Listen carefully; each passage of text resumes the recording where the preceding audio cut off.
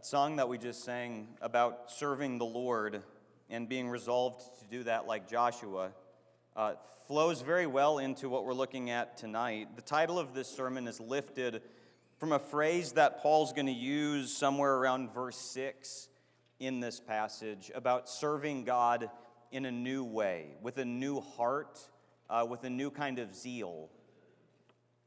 Have you ever had a leader or a coach that caused you to not love something that you used to love? I remember when I was in, I think it was kindergarten, I used to play t-ball. And the first coach that I had was really great. There was a time I was playing shortstop, and I was trying to catch the ball, and it hit my forehead. And I got a big welt on it, and I was taken out for the rest of the game for multiple reasons. And the next day, the coach called me to make sure I was okay. And I remember, even though I wasn't good at t-ball, I wanted to play well for him. And then the next year, I tried playing again, and it was one of those kind of coaches who was trying to vicariously, push his little people to the major leagues because he never made it or something like that. And it caused me to intentionally skip or play hooky or whatever on some of the practices because it was never fun to be around that guy. I don't know if you've ever had an experience like that, but those experiences can relate to two different ways that we serve God. If your view of God is that He's well-meaning and caring and gentle and loving, you will serve Him from the heart. But if you have this view of God that you can never measure up and He's never going to be happy with you and He'll never delight in anything that you seek to do for Him, you're going to be cowering and afraid. And what Paul's kind of showing in this chapter is how the Christian and the non-Christian interact with the law of Moses. That if you're under the law of Moses, you're going to be serving in one way, but if you're serving in this new way, under the new covenant that Jesus has ushered in, you're not going to feel the kind of pressure of never being able to measure up, but you'll be able to serve God with zeal. I want to show you something that we've looked at in this context. You remember back in Romans chapter 6, where Paul is dealing with different arguments people are using to say, okay, well, Paul, if your gospel is true, that must mean that people can do whatever they want to do because they don't have to do the law anymore. They're not subject to the law of Moses. And he says in Romans 6:15, what then, are we to sin because we are not under law but under grace? By no means. And he went on in that text to talk about how we've become slaves of righteousness. And he's going to continue talking about this relationship that we have with the law. And so Romans 7, the first 6 verses, is how Christians relate to the law now that it's been put away. And then 7 to 25 is going to talk about the unconverted life and how it still sort of interacts with the law. I'll just say this now. The second half, the verses 7 through 25, that text is subject to much debate. And I do have to say, if we don't agree with every single detail on it, I don't think we can worship together. Just kidding. There's a lot of good Christians that look at some of that part differently, and I'm just going to show you the different ways to look at it and what I think is more reasonable in the context.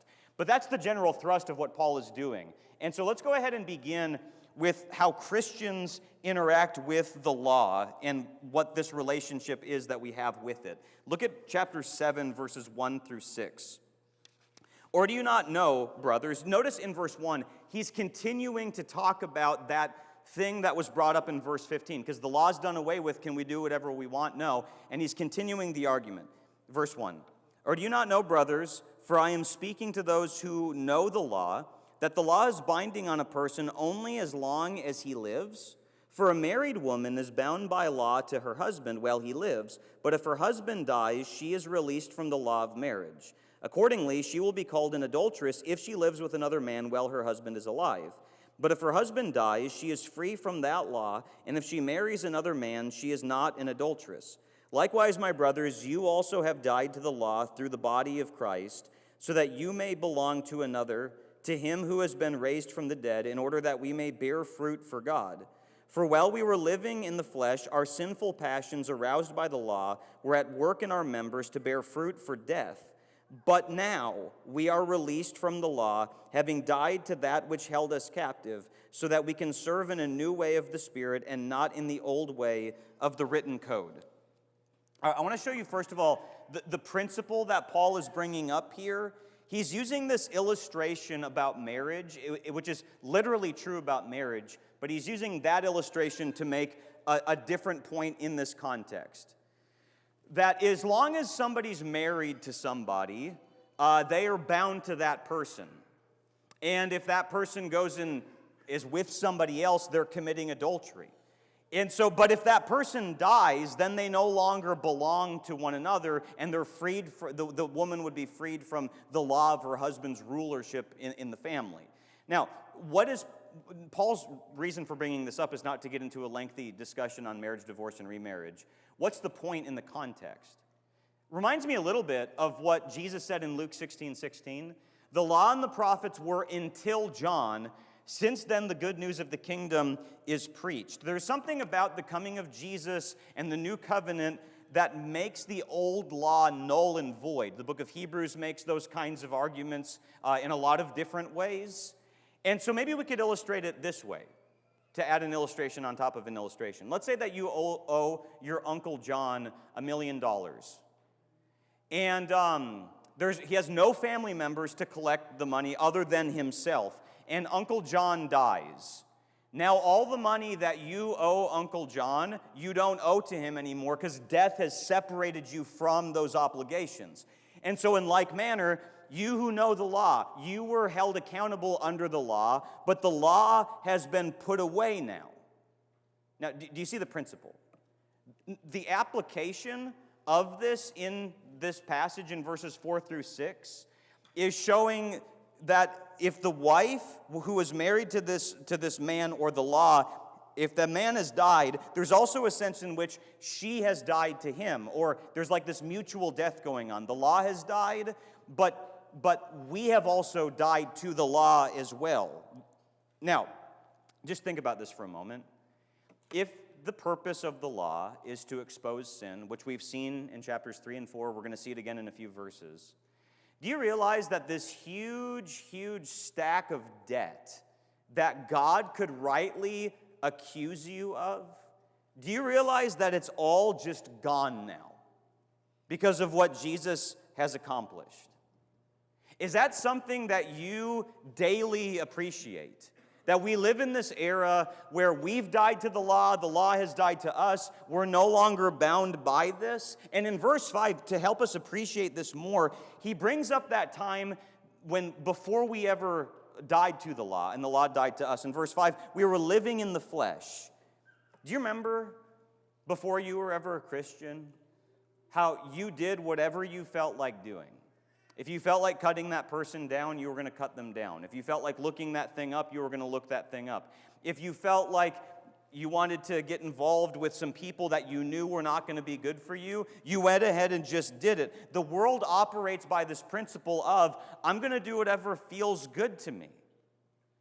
And then the person who's actually been changed by the gospel doesn't live by that standard anymore. Do you notice in verse 6? How it begins with the phrase, but now. Everything's different now. When we were baptized, and he brings up the dying to that kind of stuff in chapter 6 with baptism. When we were baptized, we started to draw a line in the sand, and we're going to live differently now. We're no longer bound and held by that law that never could have justified us anyways. Now, I want to point out in verse 6, when he uses this phrase, because of all of this, we serve in the new way of the Spirit. We'll say more about the Spirit, Lord willing, in chapter 8. But what does it mean to serve in the new way of the Spirit? My mind goes back to one of my favorite Old Testament prophecies about the new covenant in Ezekiel chapter 36, verse 26. Where the prophet says, and I will put my spirit within you and cause you to walk in my statutes and be careful to obey my rules. Do you know one of the ways that you can tell if you're actually part of the new covenant? It's when what you want to do and what you ought to do have become the same thing. where serving God is not just a cold duty, but it's actually become your delight because of the goodness of God and what He's done for you. Here's another way that we could illustrate this, to add another illustration to all the other illustrations. Have you ever had a time before when you were driving through a school zone and you had to drive like 3 miles an hour and it was really frustrating to you, but you're like, I need to get to that place and I know I'm not going to hit anybody and I don't know why, it just seems excessive, 3 miles an hour. And you obey the rules, but it's frustrating to you.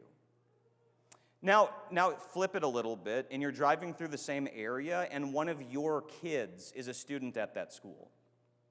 Are you going to obey those laws a little bit differently because you have personal interest in it? Which way are you serving God? Are you excited to be here right now? Are you excited to study your Bible? Are you excited, like verse 4 brings up, to bear fruit for God? Or are we thinking in terms of checking boxes like we looked at this morning with the tax collector and the Pharisee that went to the temple, and he had his list of 5 things? Are you passionately serving God because of how good He's been to you, and Uncle John has died and you don't have to pay that $1 million back? You know what's different about Christianity from every other religion? Every other religion says you do a certain amount of things to measure up and be good enough by our religion standards, and then you might be okay. And then the Bible teaches that, yeah, there's certain kind of entry things you have to obey to be saved, like repent and be baptized and accept the gift of God. But from there on out, your obedience is not fueled by, I hope I can be good enough to save myself. No, the record of debt against you has been put away, allowing your obedience to Him to be fueled by thankfulness. Do you see how this carries over from Romans chapter 6, verse 15? Can we do whatever we want to do because we're not bound by the law anymore? No, we're slaves to righteousness because of how good God has been to us. I've said this many times before, but I think one of the biggest burdens that we have for one another is to help each other know how good we have it. We have it so good in the new covenant. But how often does our daily thankfulness reflect what we have in Jesus? If this is the Christian and the law and how we've died to it and it's died to us, the rest of this chapter is going to remind us of what the unconverted and the law, how these two interact with each other. Now let's start out with verses 7 to 13. This part is not the very controversial part. Look at verses 7 to 13. What then shall we say? That the law is sin? By no means. Yet if it had not been for the law, I would not have known sin. For I would not have known what it is to covet if the law had not said, you shall not covet. But sin, seizing an opportunity through the commandment, produced in me all kinds of covetousness. For apart from the law, sin lies dead. I was once alive apart from the law, but when the commandment came, sin came alive and I died. The very commandment that promised life proved to be death to me. For sin, seizing an opportunity through the commandment, that's the second time that phrase is there, deceived me and through it killed me. So the law is holy and the commandment is holy and righteous and good. Did that which is good then bring death to me? By no means. It was sin producing death in me through what is good, in order that sin might be shown to be sin, and through the commandment might become sinful beyond measure. All right. Do you understand everything that Paul's saying there? Notice in verse 12 that Paul, he's going to talk about how sin seized an opportunity through the commandment, like sin and the commandment, the law of Moses, kind of like worked together, it almost sounds like. And so Paul's going to point out in verse 12 that the law is good. The law is holy and righteous. There's nothing wrong with the law. If you had an MRI scan and the MRI scan revealed that you had some kind of problem, would you want to burn down the MRI machine because of how bad it is? No. It was the thing that revealed your problem. And so Paul is saying here that the law is good, but sin is such a ruthless tyrant that it'll try to co-opt anything it can to make you sin more. And it did that with the law. Notice in verses 7 and 8 that the law defines sin for us. Now, we've seen that idea in chapters 2 and 3 and 4. We've seen things like that all throughout these chapters. But notice Paul starts to sort of bring up his own relationship to the law before he was converted. Can you imagine young Paul reading the old law?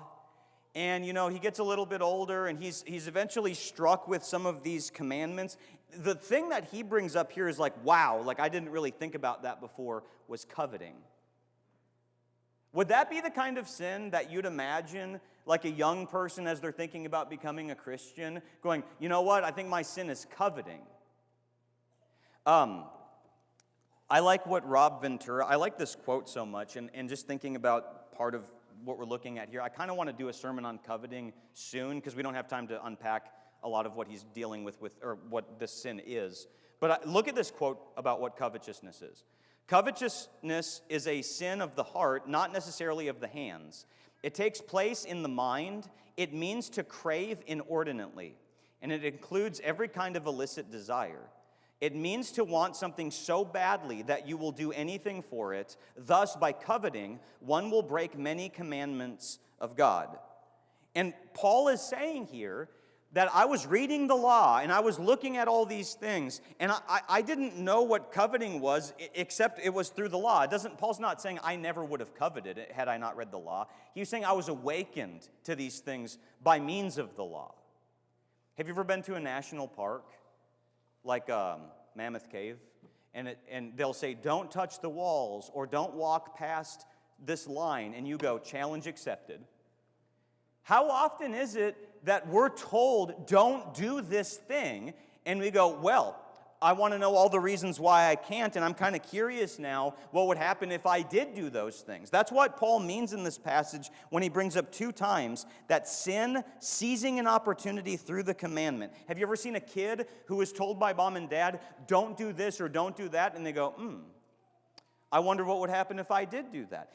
Sin is so sinister that it'll take something that's good and holy and righteous, and it'll try to twist us to do the thing that we were just told we shouldn't do. Now, I think we understand those kinds of things. I want to draw your attention especially to verse 9, though, because this verse can be very, very helpful for some people that I think have some religious misguidedness. Look at verse 9, where Paul says, I was once alive apart from the law, but when the commandment came, sin came alive, and I died. What does he mean here? When was Paul ever alive apart from the law? Was he alive before Mount Sinai and before Moses got the 10 Commandments? No, I don't think so. Now, there's two main ways people have looked at what he's saying here. Some people have thought that Paul was alive. He thought he had a vibrant spiritual life until Jesus approached him on the road to Damascus, and then he really finally realized what the law was, and he realized how dead he was. That's how some people have looked at that. I don't think that's what Paul is saying here, though. I think Paul is referring to a time in his life when he realized he was accountable to the law. He's 5 years old. He's reading the law. He understands some of it theoretically. He gets a little bit older. Maybe he gets to his bar mitzvah. Do you know what the word bar mitzvah means, by the way? Do you know what bar means in this time period? Bar means son of. What's mitzvah? Law. Son of the law. And so for the Jews, it was around age of 12 or 13, where they believed that these people knew enough, these young adults now, knew enough where they could understand that before the law, I am culpable. And if this is what Paul is saying, this is one of the best passages in the Bible to suggest that there is an age of accountability when somebody now before God is guilty and they do need to be converted and start serving the Lord. This is also a good passage to show that you're not born sinful. I was once alive apart from the law, but then I got old enough and cognitively aware enough to know that I'm guilty before it, and now I'm culpable by it.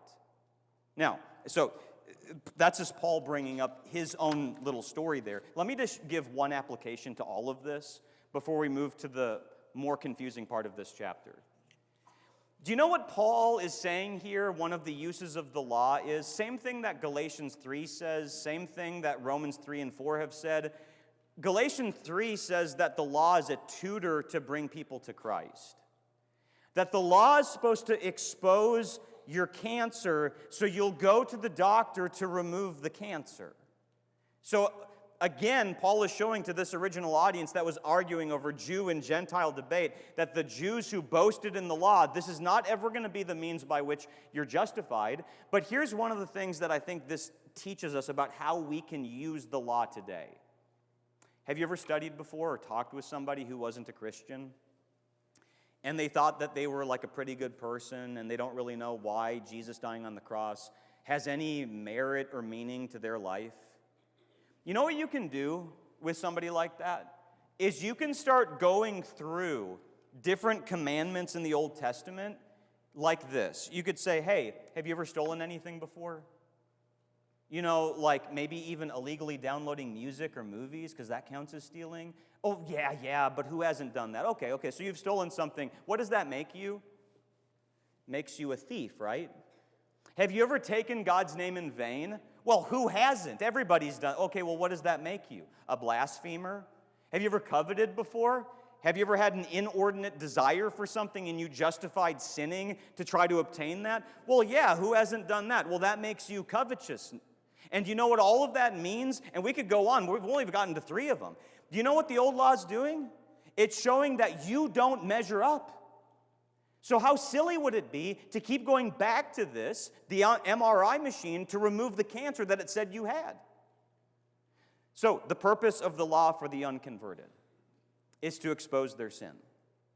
Now, what Paul's going to do in the rest of this chapter is he's going to, I believe, give you the struggle of the unconverted person still living under the law, trying to be justified by the law.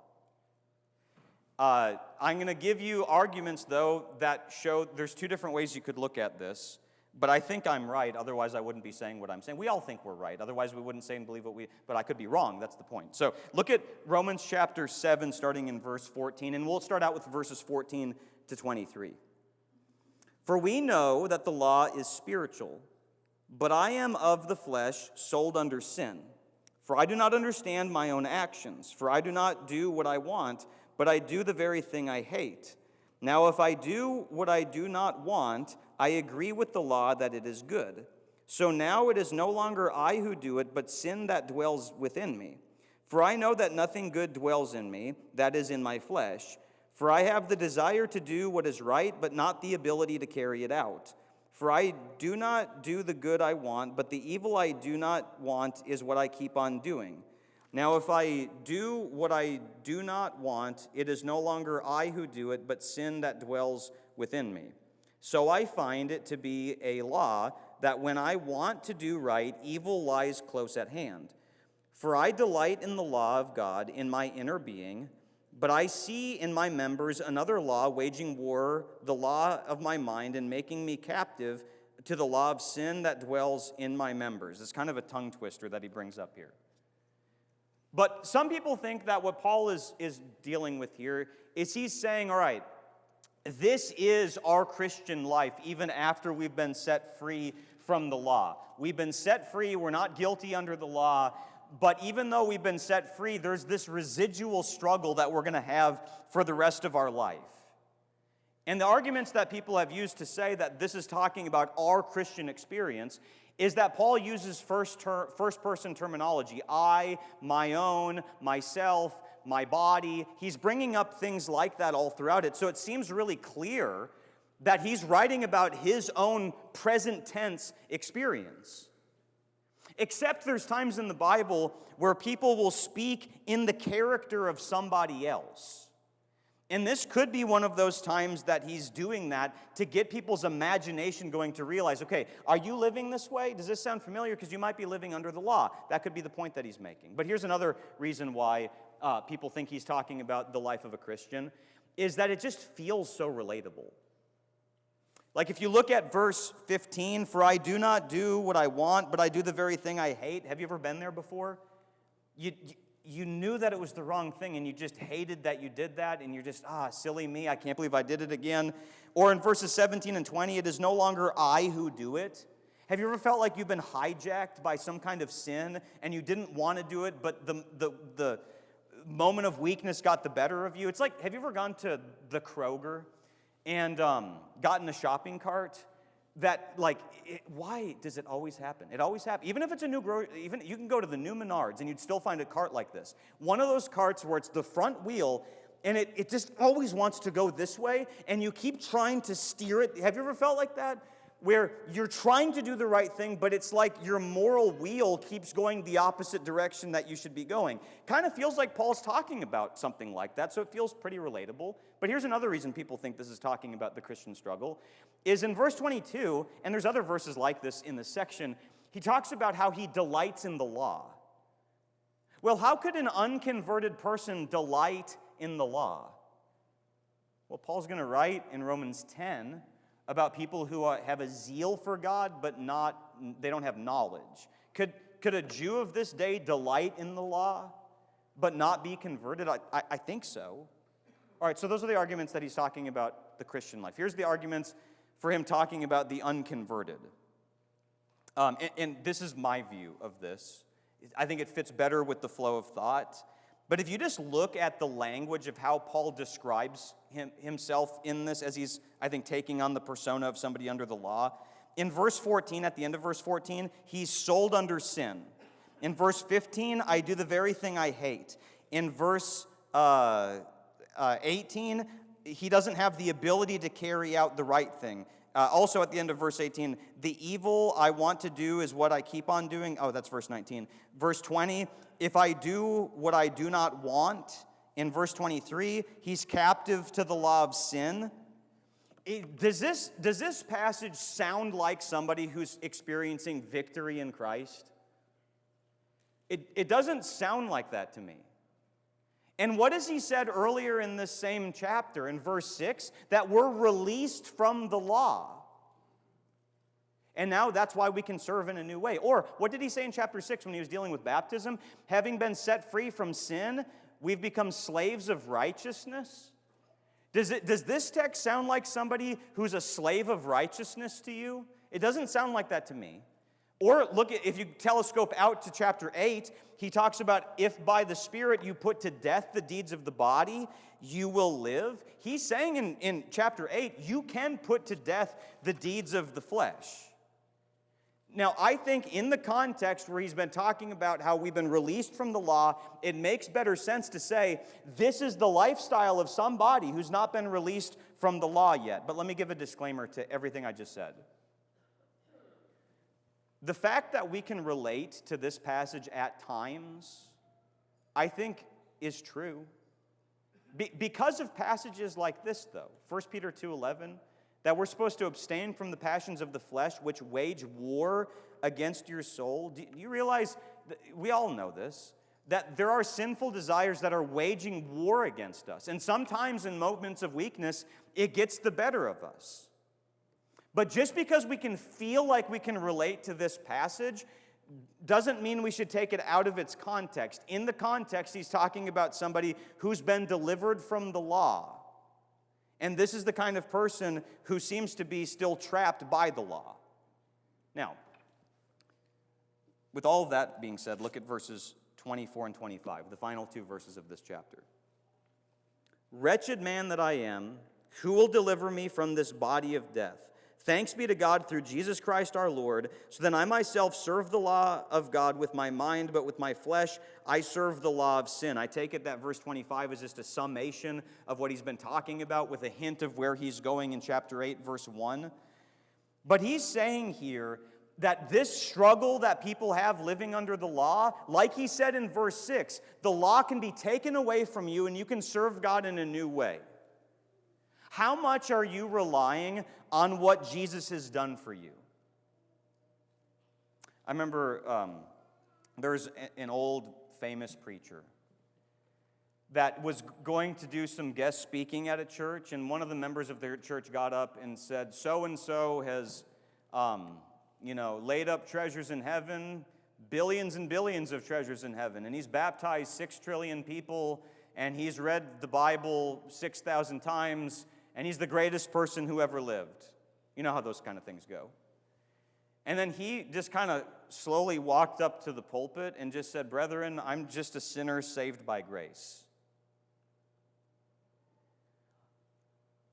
When Jesus comes and judges, are you going to say, "God, here's my resume, here's all the good things I did for you," or are you just going to point to Jesus and say, "He delivered me from the law, it's because of him that I can be with the Father forever"? Let him plead your case. Now, we saw in chapter 6, we're going to see in chapter 8, the Christian should not be defined by sin. And sometimes we might feel like we're living in this struggle that Paul's talking about here because we're still living under a works-based system, that we feel like we've got to earn it and we've got to be good enough. And it's going to lead us to have this kind of tumultuous mindset towards everything that we do. God has rescued you. God has saved you. Let that propel you into joyful obedience. As I was getting this sermon ready, my mind kept hovering over what Aaron read for the scripture reading. Colossians 2, here's part of that passage. Colossians 2, 12 to 14. "Having been buried with him in baptism, in which you were also raised with him through faith in the powerful working of God, who raised him from the dead. And you who were dead in your trespasses and the uncircumcision of your flesh, God made alive together with him, having forgiven us all our trespasses, by canceling the record of debt that stood against us with its legal demands. This he set aside, nailing it to the cross." He says that happened when you were baptized, and you had faith in the powerful working of God. You know what baptism is? Here it's compared to circumcision. You know what circumcision is? It's a surgery. Can you imagine that your friend had some kind of medical problem, and they looked up all the doctors to go to, and they finally found the doctor that they wanted to go to?